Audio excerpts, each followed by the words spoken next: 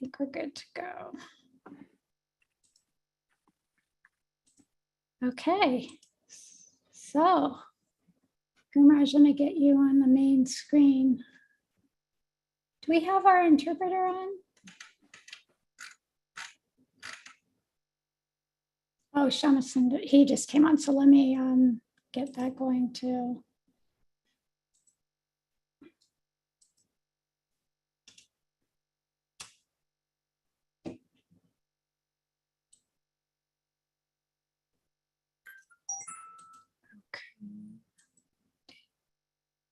Okay, so we are ready to go. So Gumaraj, if there's anything you would like to share to update us with? No, not too much. Everything is normal here, and I think different feelings in the sangha are coming together. So it's nice to see that, and happy for that. Yeah, all of us are very happy for that as well. Yeah. So Okay. let's take the questions. Yeah, so we have a very lively group there in Brighton this morning, and we have 3 questions from their side. So we'll start with Mother Mohan. Okay. Hare Krishna, Guru Maharaj. Hello. So my question, I've had for a while, but maybe I'll add a sub question, preface question also, just because I've not had a chance to study Vrindaranya's articles yet. But as I've understood it, there's a permanent form of liberation in sayujya-mukti, and even Prabhupada's purports to the Gita 4:11, it implies that there are some who are permanently liberated. So I guess as the preface question is whether that's the case, that there are some who aspire for permanent liberation in this form and achieve it. But my main question, though, is that, as I've understood it, the way to achieve that liberation, one requires an intense desire for mukti, but also requires an influence of bhakti. Bhakti needs to be there. So it makes me think of Dhruva Maharaj, that he has an intense desire for what was essentially karma in the form of a kingdom. But because of the power of bhakti, he achieved more than that and became purified of that desire for karma, so it is insignificant and so on. So why is it that when someone has an intense desire for mukti, and because they need bhakti to achieve that also, that the influence of bhakti is not more powerful than the desire for mukti, that they become purified of that desire for mukti, if you will, and pursue bhakti in a similar way that Dhruva Maharaj eventually did? Mm-hmm.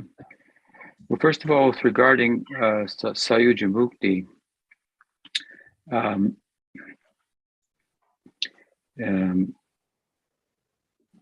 and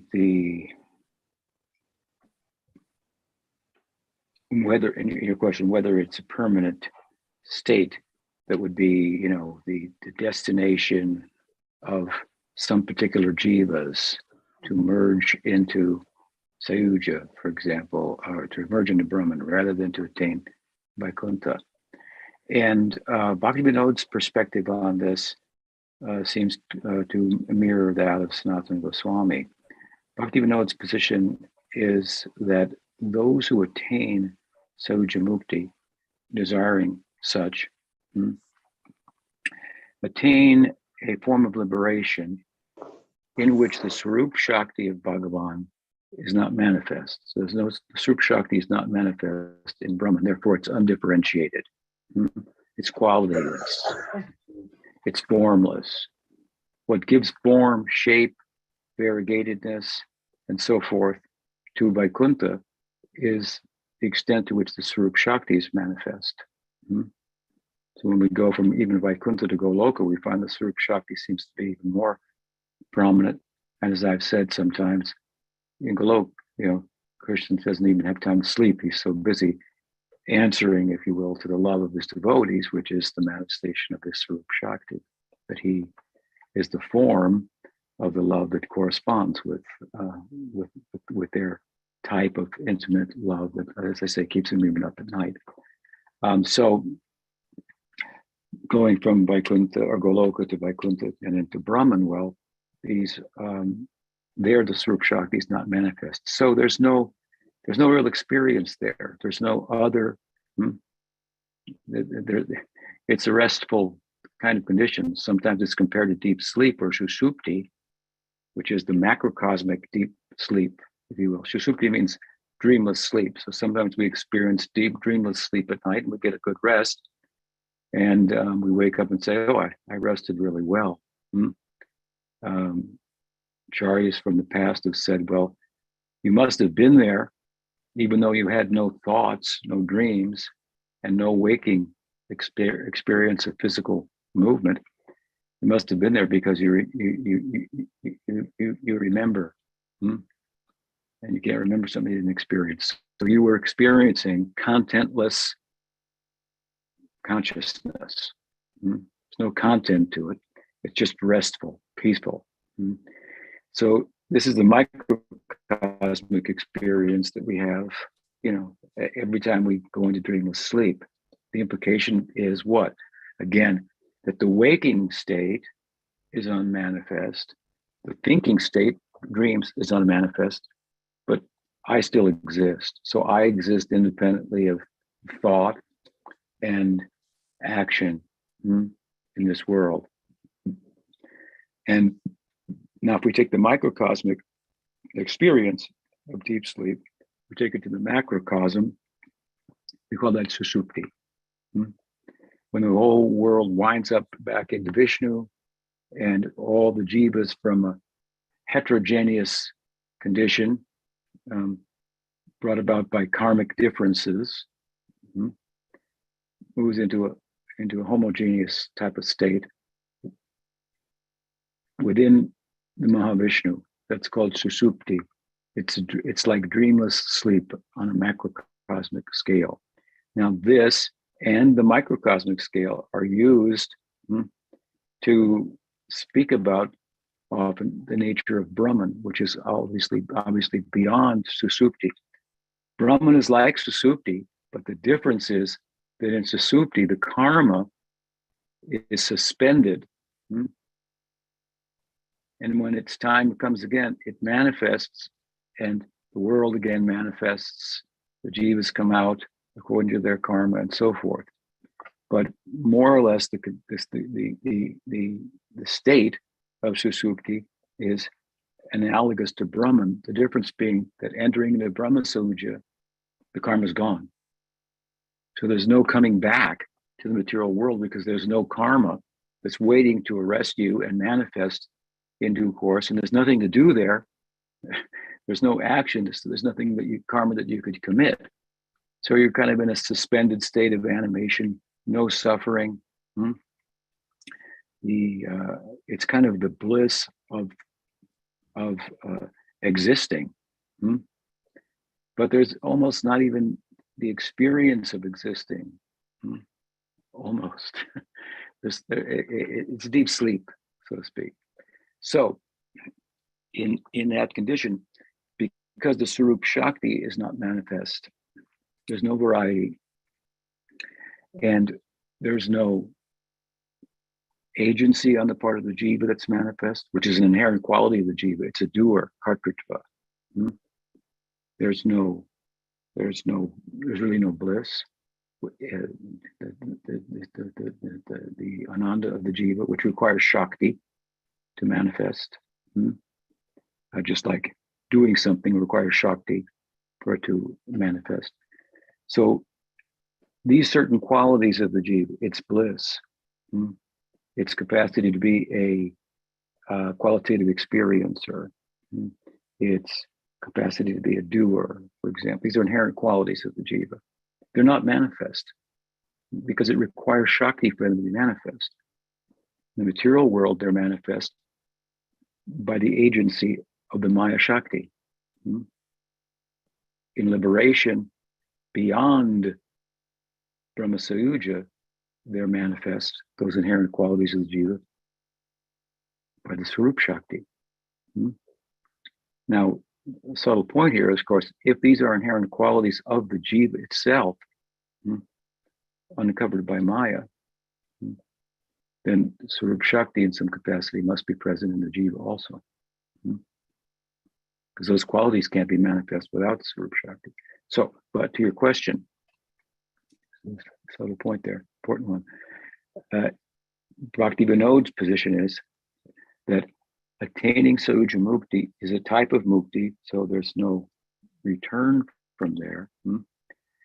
But it's an indistinct, I think he uses the term indistinct realization of the nature of the self, which is, in his perspective, to be a servant of Bhagwan. That's what it is. It exists for that purpose. That's its nature. That's its inherent nature, to be a servant of Bhagwan. And in that condition, well, it's kind of, like I say, it's animation is suspended. So the full nature of the jiva is not manifest there. Now, what Sanatana Goswami has said is in 3 or 4 different places in Brihad Bhagavatamrita, he cites the Vedanta Sutra in a couple of places. Where else? I can't recall all of them. I was just looking at it the other day, but I can't recall all the different texts that he cites. There's 2 or 3 that from Brahma Sayujya, one can progress. It's possible by God's mercy to a condition of servitude in Vaikuntha. The implication from Bhakti Vinod's perspective is at that time, the full nature of the jiva is manifest. Now, does that answer your first question? Right?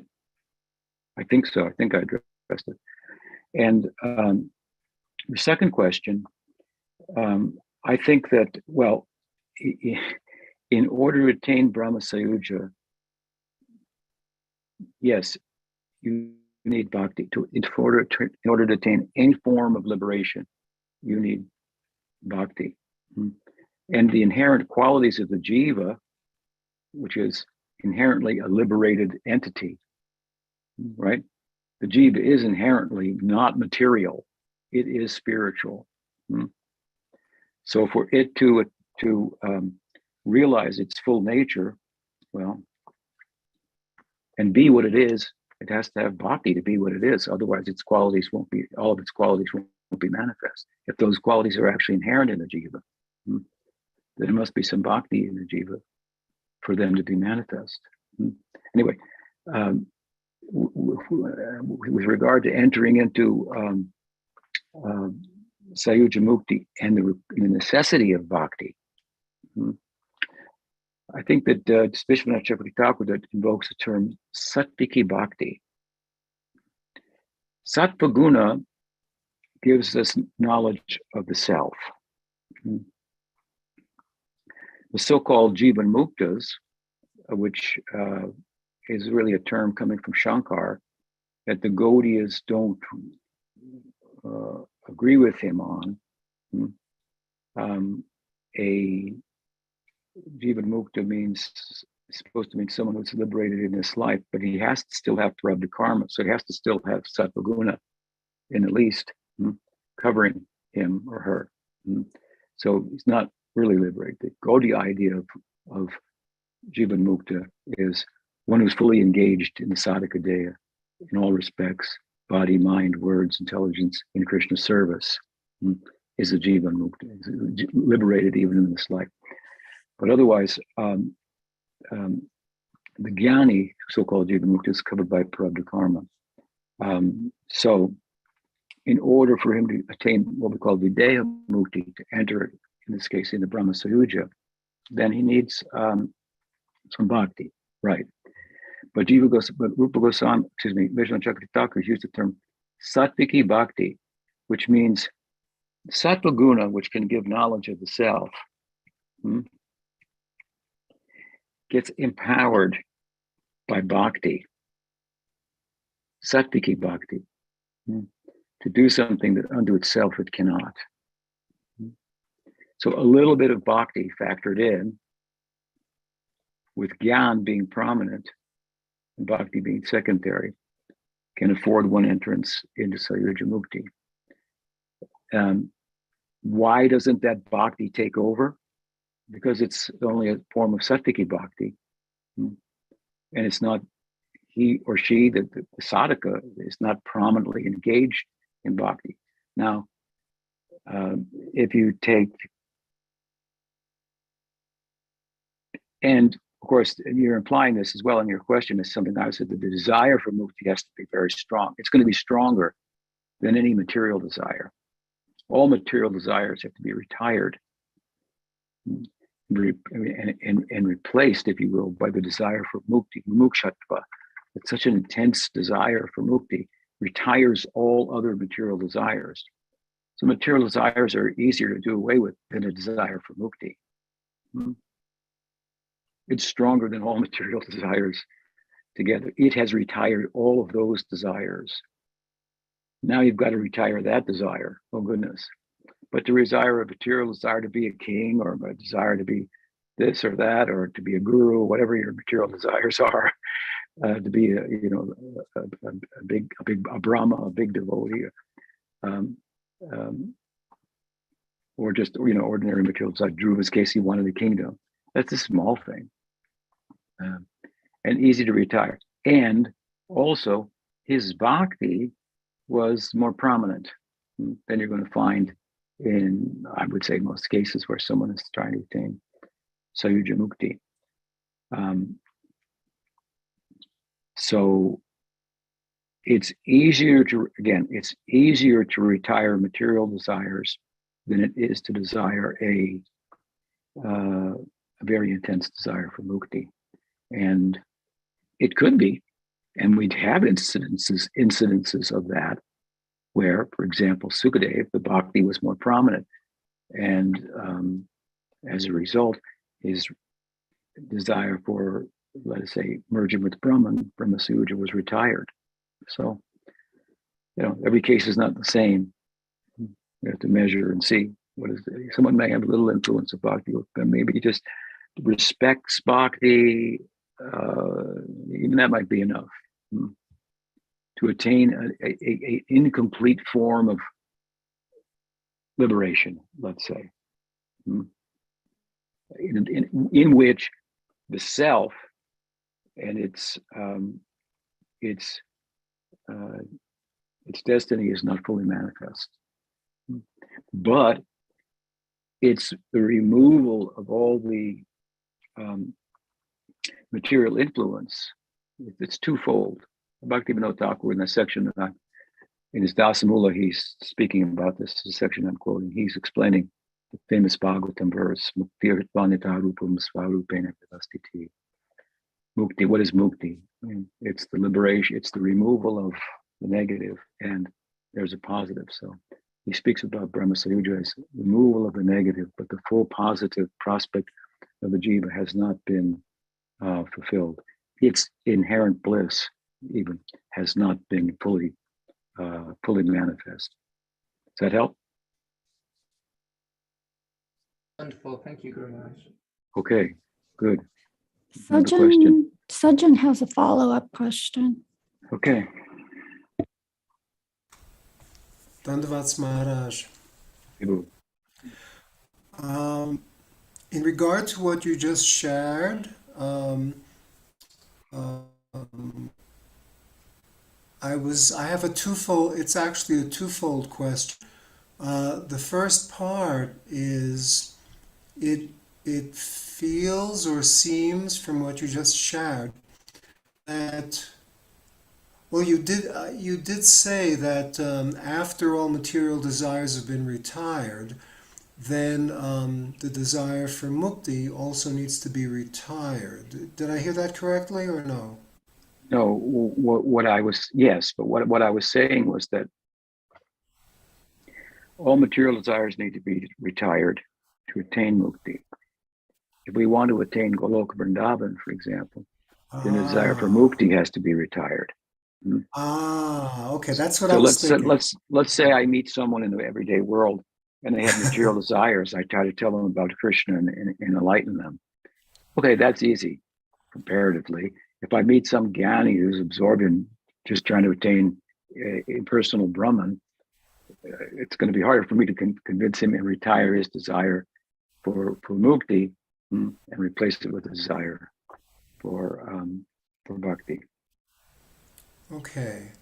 So it's, I guess that brings in the second part of the question, is that it would seem that if the desire for mukti is prominent or foremost of all other desires, then there's no place in Krishna-lila for such a person. Would that include Dwaraka as well, etc.? Or would one be consigned to Vaikuntha, let's say, if that was the case? I'm just kind of doing the best I can here with impressions.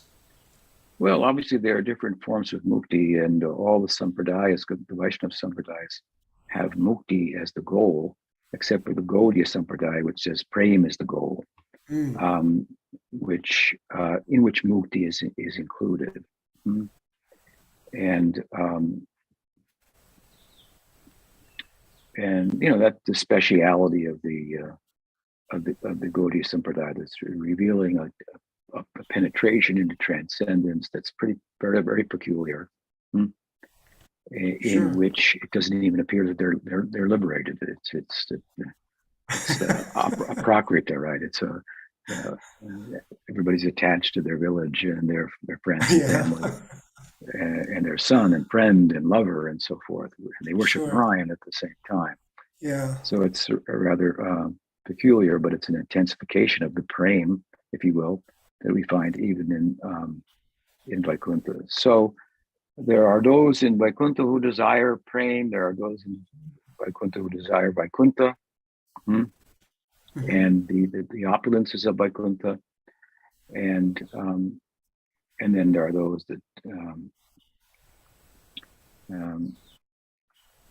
whose prem is centered on Govinda, and that's a peculiar and different, and to be differentiated from even those in Vaikuntha who desire prem but accept the perks of Vaikuntha that others desire and can attain, like living on the same planet with God, having the same opulences of God, having a form like God's, and so forth. They may accept those things, those who desire only prem for Narayan, in the context of service. There are others who'd actually desire those things and attain that type of mukti and serve Bhagavan from that perspective. But the devotees of Goloka, they don't desire to live in Vaikuntha on the planet of God. Right. I mean, they do. They worship Narayan in Goloka, but they don't. They don't desire to have a form like Krishna's. I mean, their forms are similar, especially the coward friends of Krishna. But it's not, that idea is not really being applied there. The same opulences. They actually have the same opulences.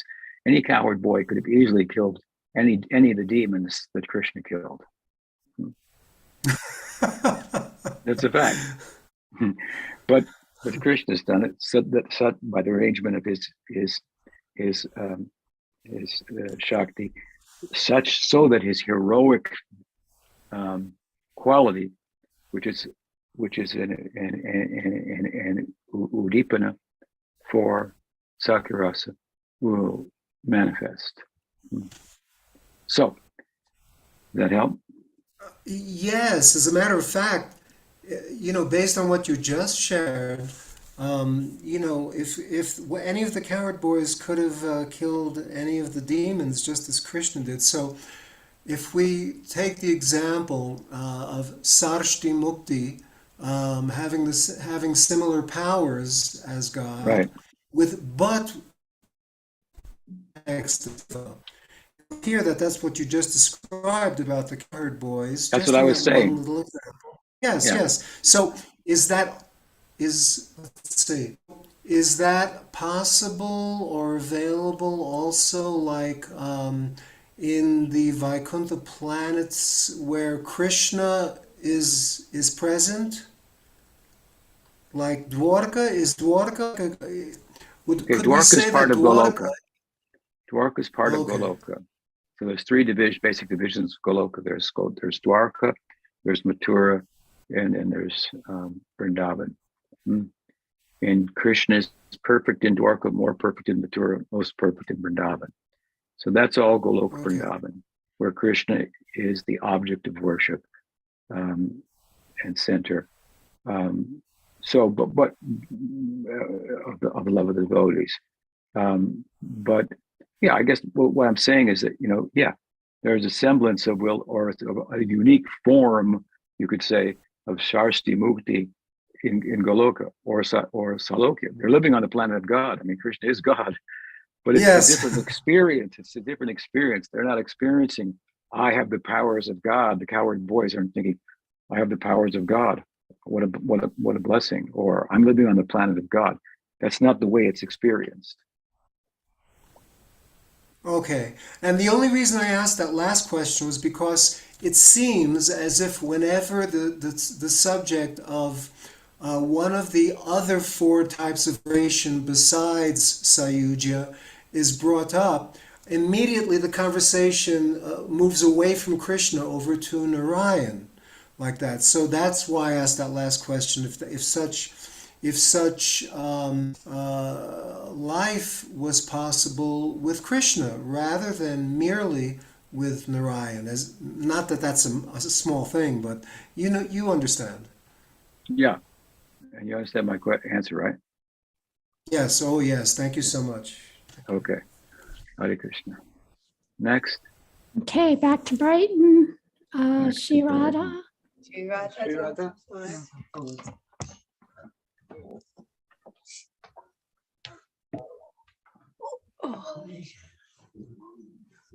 Yes. Hare Krishna, Tripurari Swami. Thank you for your presence here. We're all so happy and joyful. Good. What I wanted to ask you was, how do we really know the true nature of ourselves? I mean, I know I'm a spark of the supreme spark, but how do I know how to serve and love Krishna and serve and love the devotees? What is my true nature? I wouldn't know. I mean, when I look back on my past, I did a lot of things that wasn't my true nature. And it was very empty inside and unfulfilled. Now I feel fulfilled now, but at the same time, what is my true nature? What does that really mean even? Well, I think that the answer in a basic sense is given to us in that all of us, despite our karmic differences and dispositions and what we make of ourselves in this world as to who we are and what is our nature and so on, that is all external, if you will. And above and beyond that, we are all servants of Bhagwan. We exist for that purpose. So there's a basic divide and difference in a very broad sense between our reality and our illusion. And it could be summed up or illustrated through the two words, service and enjoyment. So in the material world, we see ourselves as the enjoyers through our senses of the objects of senses. And as if, even unconsciously, we conduct ourselves as if, even unconsciously, as if we're the center. Things are centered around us. We see things, how they will be utilized for our purpose, for our pleasure, and our sense of I is derived from our, material conditioning, our biological, sense of self, right? Now, actually, we're not the center, and everything is not for our enjoyment. So as we move along in that direction, we foster this false enjoying identity. Bhaktisiddhanta Saraswati Thakur said that humility is absence of the enjoying spirit. The enjoying spirit. Pujapad Sridhar Maharaj used to explain the enjoying spirit as exploitative. We're exploiting the objective world, if you will, for our sense of purpose, which is derived from our investment in the objective world, rather than drawing back into ourself. So if humility is the absence of the enjoying spirit, how will that manifest? Absence of the enjoying spirit in the most comprehensive sense will manifest in the form of a serving spirit, which is the diametrically opposed to the enjoying. I'm the enjoyer, I'm the servant. It's one thing to say, I'm going to stop enjoying, or I'm going to stop taking. Now, taking is not loving, right? Loving is giving. I could stop taking, but to comprehensively stop taking and continue to do something and be something, well, what will I do? I will serve. So there's a beautiful statement by Uddhava in the Bhagavatam. He says, my renunciation is to wear the vestments of Krishna, the hand-me-downs of Krishna. Now, Krishna is a prince in Dwaraka, so we can imagine he's dressed pretty nicely. In Vrindavan, of course, he's most beautiful. It's just a cowherd boy, but he mostly just wears an upper chadar and a dhoti and has a rustic appearance, decorated with the gunjamala beads, little beads from the forest and the minerals, decorating himself and others decorating and so forth. But in Dwaraka, he's in a princely lila. So the hand-me-downs, if you will, of Krishna are going to be very royal, regal. Now, how can someone say wearing a regal, fancy Dan, attirement, is an expression of renunciation? It looks the complete opposite. But what Uddhava is saying is, that I am only living as a servant of Bhagawan. He's maintaining me. I will only dress myself with whatever he discards. That's my mood. I'm his servant only. If he gives me something to wear, I'll wear something. He gives me his renunciation, if you will, takes a very beautiful and extraordinary form. And what he's saying there is that the service attitude is more difficult to embrace than merely giving up the taking. We were talking about jnanis, maybe you want to attain mukti. They agree I shouldn't exploit the world, but I just want to sit peacefully and not exploit the world. Because I've been running around in the world for so long in circles, and I'm tired of it. I want to sit here and I'll agree to not exploit it as long as I can have peace. Shanti, shanti, shanti, eternally. And you bhaktas are coming along telling me to get up and milk a cow, and then clean up after the cow, and then milk her again at night, clean up after again at night. It never ends. And you got this deity of Bhagawan, and he just it never ends either. The more you serve him, the closer you get to him, the more he wants, and then you got no time for yourself. So that accepting the service is a much more comprehensive expression of overcoming the enjoying spirit. So the divide between the material life and the spiritual life is the divide between the enjoying spirit and the serving spirit. And so in a generic, broad sense, what we are ultimately is servants of Bhagawan. Now there are particulars to that, of course, that Bhaktivinoda Thakur explains, that will arise in due course. When we hear the Leelas of Bhagawan, when we hear explanations of the teaching and so forth of the Bhagavad, good association and so forth, gradually, over a period of time, some scars for bhakti will develop within us, and they will result in the experience that we're choosing something that, in his perspective, is waiting to manifest. Tana prem upajay. His prem is waiting to manifest. It's in an unmanifest condition, and in due course, with the ingress of bhakti, it will manifest. This is his teaching. So you give that some time, and check in with me later, and say, Guru Maharaj, Swami Maharaj, Tripurari Maharaj, my friend, I've been I've been hearing the Bhagavatam, and I've been reading this section, and I really like it. I'm attracted to these type of leelas. Am I on course here? And then we'll analyze it. Then we say, what does that mean? What do you think that means? How much do you understand the tattva that underlies that? And if we see, she has some understanding, then we may give confirmation. We find Bhaktivinoda Thakur doing this. 2 disciples, they come, and they're well studied. You can see it at that time, and how the Bhagavad Lila narrative is affecting them. Gurudev asks, and they express it, and then he gives confirmation. That's in a more specific sense. But I think that, in a broader sense, we have most of the devotees, 99.9% of them have a long way to go, even to get to that stage. So it's better perhaps to emphasize that service, dasya, service, over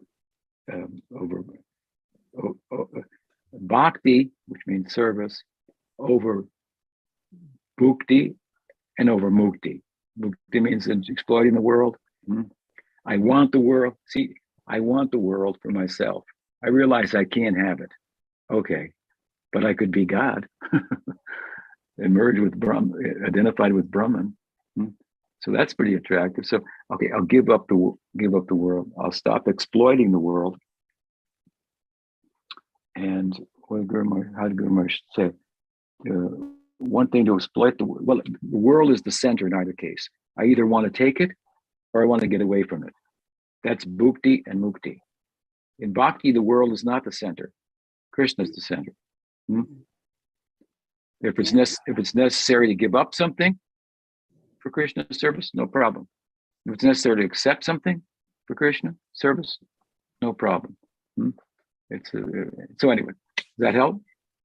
Very much. I just know that when I do give, I have to be careful that I'm serving Krishna and not doing it for my own need to have praise and be. Yes, that's the kind of interest.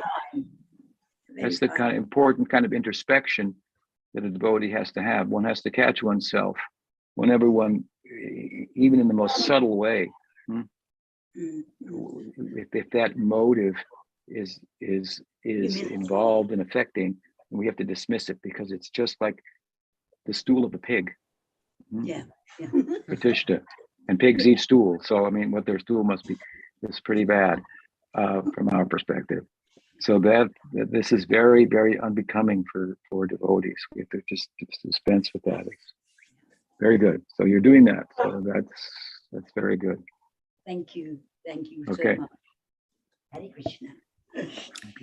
Can I ask a follow-up question just about the Sarup being, so now we're kind of looking at the Sarup from Bhaktivinoda Thakur's perspective as being that it's predetermined, that the Sarup would be there as a predetermined fact that you're a manjari or you're a cowboy.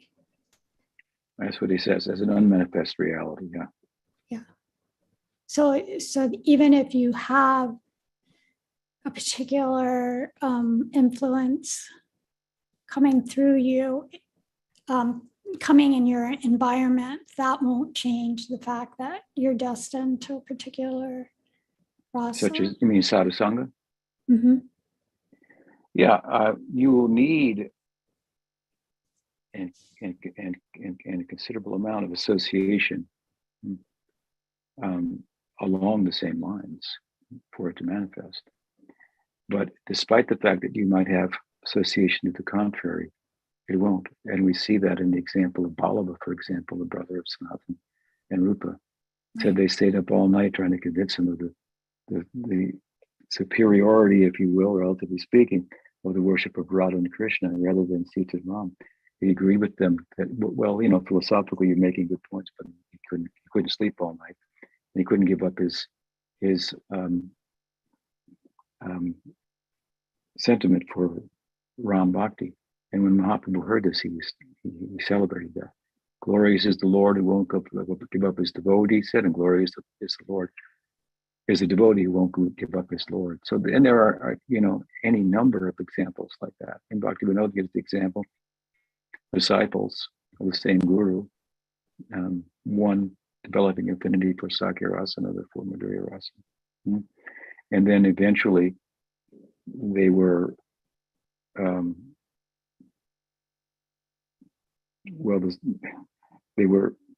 became associated with Siksha gurus whose orientation corresponded with theirs. I mean, the story of one of them in that regard is given. The implications the other one did the same. Does that help? Very much, thank you. Okay. Okay, back to Brighton. Suki Krishna.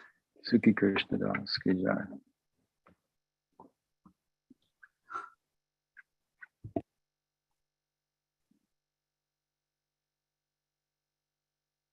I can't hear you now, Brighton. Now I can. Hi, Guru Maharaj. Nice to see you again. In your lectures, I've heard many times you give this example about the 3 different types of gurus, the one with 2 feet in the spiritual world but gazing down into the material world, one with 1 foot in the material world, 1 foot in the spiritual world, one with 2 feet in the spiritual world, 2 feet in the material world but gazing at the spiritual world. So I guess I'm just something I'm trying to give a lot of thought to at this point. I think, like, conventionally I've heard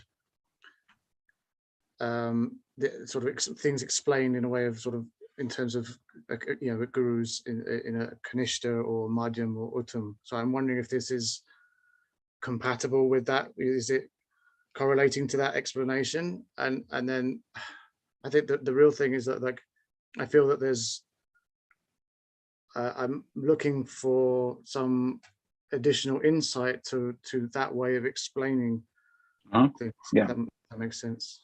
Yes, thank you. No, it wouldn't correspond with Kanishta, Madhyam, and Uttam.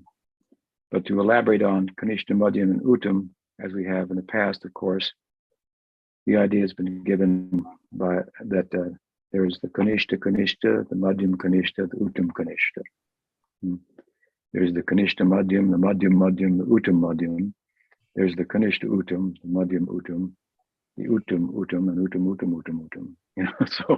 So the point being here, this was published in I think the Harmonist many years ago after Bhakti disappeared.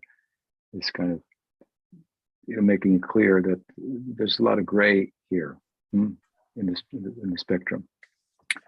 So these are,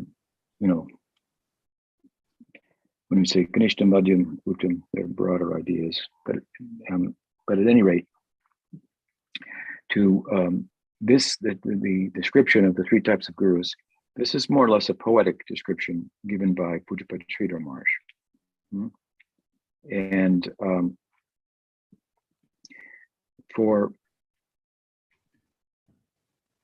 I believe that they correspond with what Jiva Goswami has written in Bhakti Sandarbha. I believe it's the Bhakti Sandarbha, where he talks about 3 types of Mahabhagavatas. And the Nirjuta Kashai, the Mujta Kashai, I believe it is, Bhagavat Prapt Deha. I believe these are the terms that he uses. And he gives examples of them. So the first example is Narada Muni. This would correspond with the guru who has 2 feet here, but his eyes are there, always there. Narada Muni left, he heard from the Mahabhagavatas who stayed in his home for 4 months during the rainy season. After they left, his mother died, so he burned the house. That was the funeral pyre, and followed the teachings of the Mahabhagavats, one of their emphases of which was, this world is temporary, you can't count on anything. He saw it happen. My mother died. So he just took it to heart, and he became a wandering mendicant, right? And ultimately, he went through towns and villages, and he ended in the forest. There he was residing in the forest, and following the directive of the Bhagavatas, he was engaging in bhakti, and Bhagavan appeared to him. He had the vision of Bhagavan, the darshan of Bhagavan for a moment. And Bhagavan spoke to him and told him that I've shown myself to you just to confirm in no uncertain terms that what you're worshiping is not some imaginary, it's a figment of your imagination. I exist. And then disappeared, causing a separation which drove Narada to another stage altogether, in which Bhagavan appeared to him, gave him a vina, and gave him a name. This is who you are. This is the bliss of yourself, fully manifest. You're Narada. Here's your vina, so on and so forth, right? So Narada is an example of the first type, 2 feet here, eyes there in the forest. And Narada is an example of the last type, Bhagavat Prapta Deha. He's in this world in a spiritual body.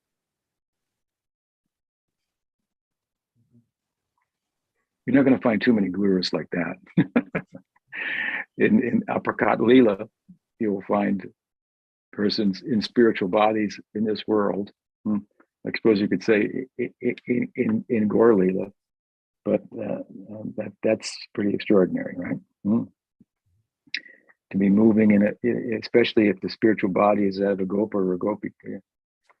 So anyway, Bhagavat Prapta Deha on the one end, both feet there, extending 1 foot here. Sridhar Maharaj's way of putting it, right? The other end of the spectrum, both feet here, eyes are always there.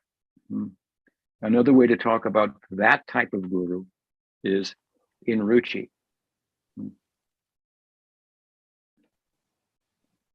Therefore, Pujapad Sridhar Maharaj used to say, in ruchi one is safe, because nadanam, najanam, nasundarim, kavitam ba.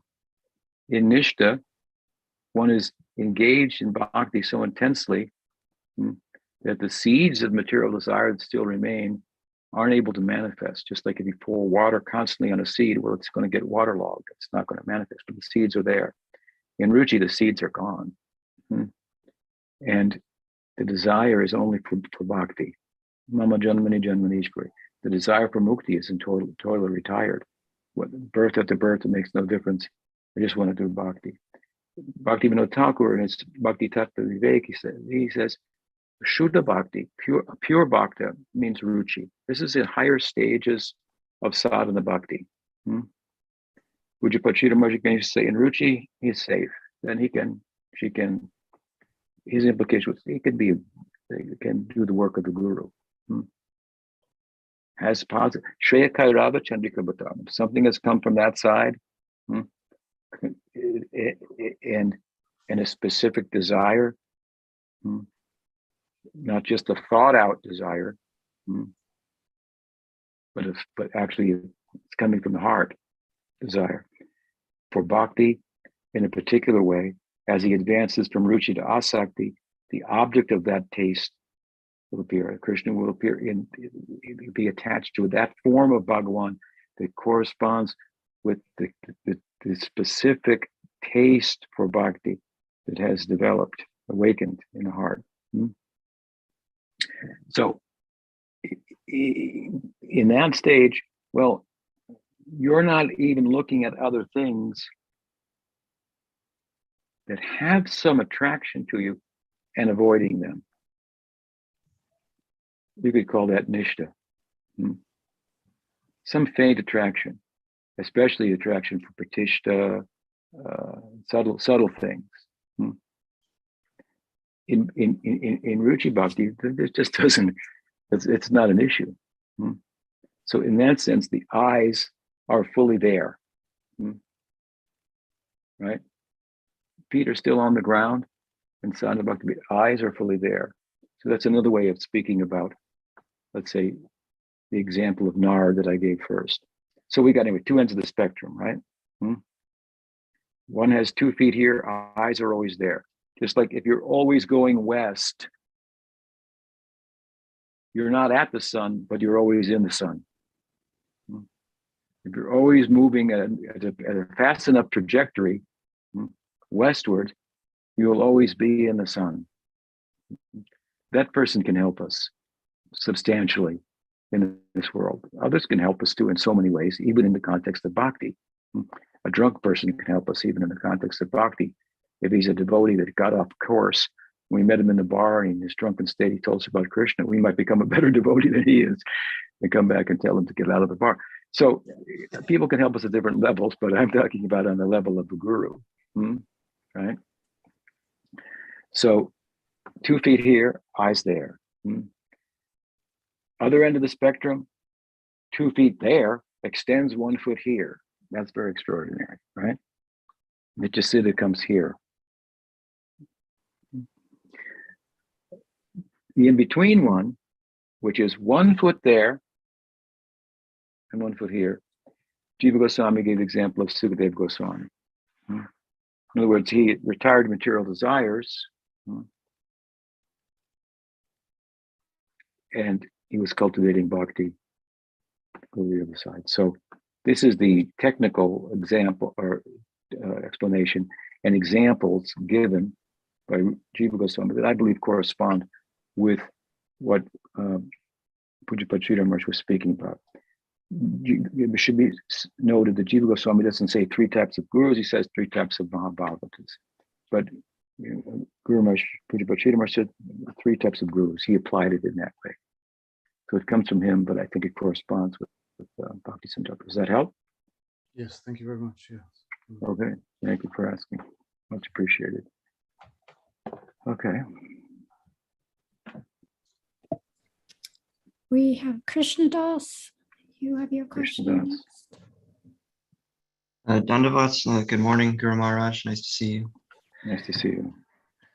My question is regarding in the first verse of the Siksastakam, there's a phrase in reference to Sri Krishna Sankirtan, this phrase being, it swells the sea of blessedness, gives the full taste of deathless nectar at every step. I was wondering if you could clarify the meaning of that particular part of the verse, because I was a bit confused, being that I thought that as one progresses in sadhana and practice, that I guess like in early stages, it wouldn't be expected that one would have the full taste of deathless nectar at every step from engaging in Sankirtan, that I thought it was more of a gradual thing. And I guess in relation to that, this, I remember hearing once, I think from you, that the different verses of the Siksastakam correspond to different stages in bhakti, such as like Nishta, Ruchi, and so on. And that the first verse is kind of referencing a lot of, it kind of corresponds to initial stage. So I guess I was wondering if you could speak on this a bit. Yeah, no, you misunderstood, and I think you might have read it, but you need to read it again. My commentary on Siksastakam.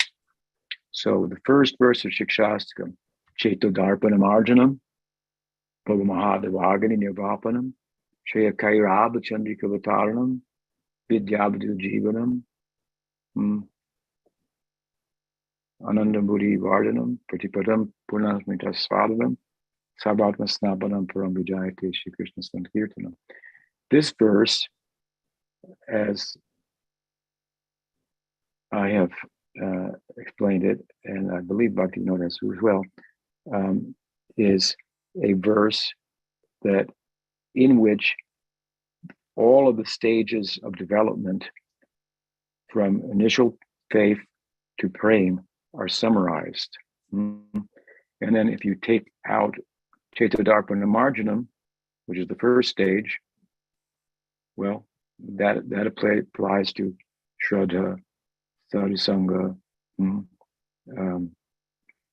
know, and so then Bhava Mahadevagani. So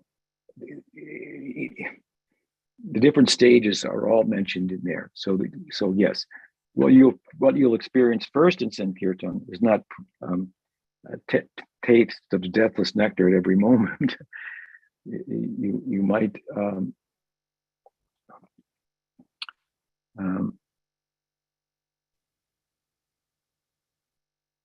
I mean, you might feel tired from going out and chanting all day on the street, more than tasting the deathless nectar.